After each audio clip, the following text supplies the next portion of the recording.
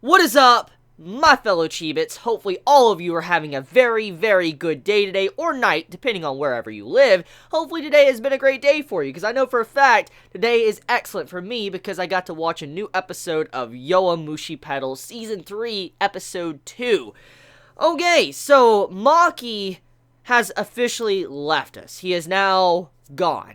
He is no longer with Sohoku. He's no longer around for our characters to talk with him or anything. If they give him a phone call, most likely they could. But overall, though, with this episode, Maki is pretty much out of the series for probably a good long while. And with him leaving, it leaves a big gap in the club. It leaves a gap to which needs to be filled, and Onoda has to figure out a way to fill this gap.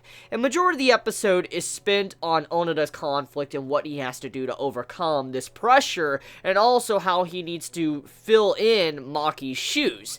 And as we know, Maki was a crazy climber. This man, his style of climbing was so weird, but crazy. He demonstrated his skill in the last Inter-High in Season 2. And we do know with him leaving, it leaves a huge gap. And we know Onoda is a great climber. He can do incredible things. He's OP as fuck. But, I mean, Onoda, the biggest weakness he has is his self-confidence.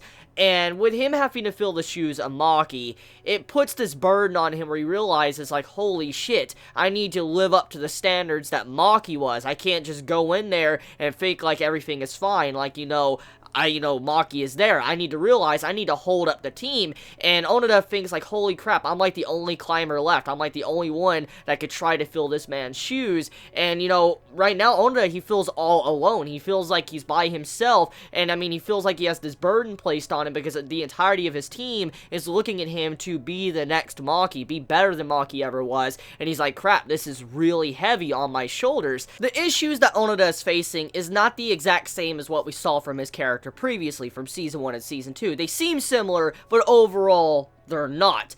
Onoda right now, he feels like he needs to be the best he can for his team. But at the same time, though, he feels like he needs to push himself. He needs to continuously push himself and continuously go faster, and it's actually slowing him down. Onoda needs time to think. He needs time to realize what is happening around him and how he can actually progress and move forward past after what happened to Maki leaving the team. So right now, Onoda, he's in a spot, but I feel like eventually throughout this entirety of this season of Yowamushi Pedal Season 3, Onoda most likely is going to overcome this and demonstrate that he can definitely be the next climber and stand out and also probably be even better than Maki ever was. Which leads into the next point.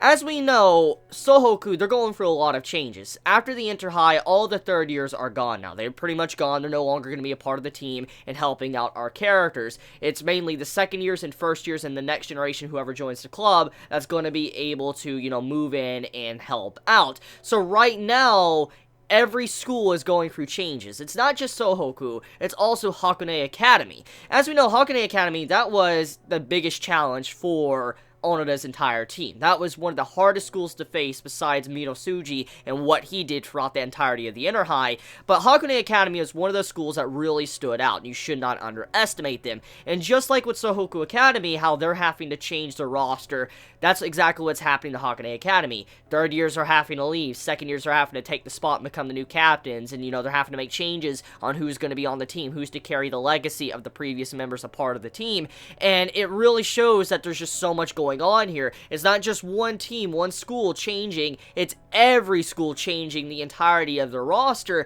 And so that means when the next race comes around or the Inter-High comes around, it's going to be all new faces. It's going to be people you've never seen before doing some crazy shit that's probably even more ridiculous than the previous Inter-High we saw. So one of the big things about this I like is that with the upcoming Inter-High, when it eventually does happen, it lets us know that we shouldn't expect the exact same thing. Not the exact same thing is going to happen. It's always going to be different, which that's, granted, we already know that will happen when it comes to any series when it comes to writing, but I do like the fact that we'll have new faces for each individual school, new talents popping up that show their skill, and it won't just be the standard characters we saw from the last Inter-High, Ono doing what he did, Naruto, and Maizumi, and also seeing, what Mitsuji did. We'll have different characters coming in and doing their crazy, ridiculous shit that wasn't like what we saw in the Inter-High from the last season of Yowamushi Pedal.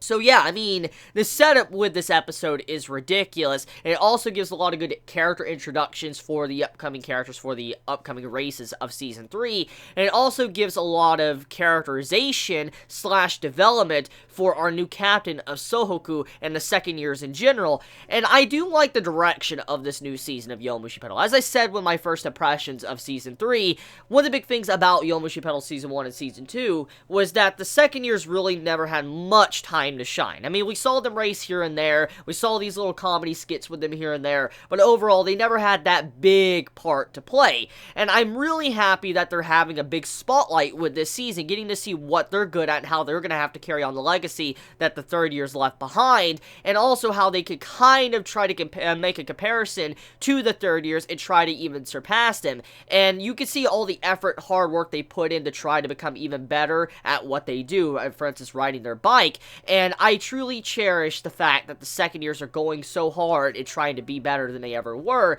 and how they now are getting all this much needed character development and characterization that they needed in the first and second season. So yeah, I mean, majority of this episode all set up with character introductions and, you know, development, and I can't wait to see what happens next. How do you feel about, you know, Onoda's, you know, development and what's going on with him right now with the conflict? How do you feel about what's happening with, you know, the other schools like Hakone Academy and how they're having to change up all their members? How do you feel about this new character that's going to be testing Onoda and seeing if he can beat Onoda or see how he races? Please let me know your honest thoughts in the comments below, and I love you all so much. Please be safe. Chibi out.